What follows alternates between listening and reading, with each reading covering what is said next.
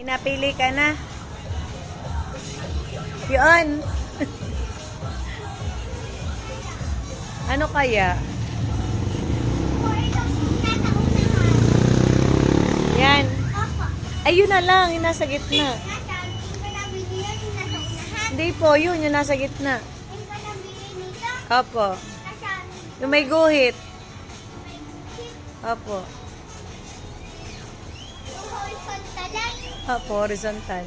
Tsaka yung neon. Anong gusto mo po? Yung kaigo. Bawal yata sa school eh. Ay, bakit? Bakit po? Bakit po? Ano? Baka magalit si teacher. Bakit? Bakit po? Ay, bakit po?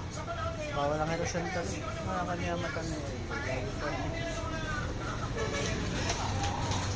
Baka ba malikot? Huwag malikot, bawal dito ang malikot.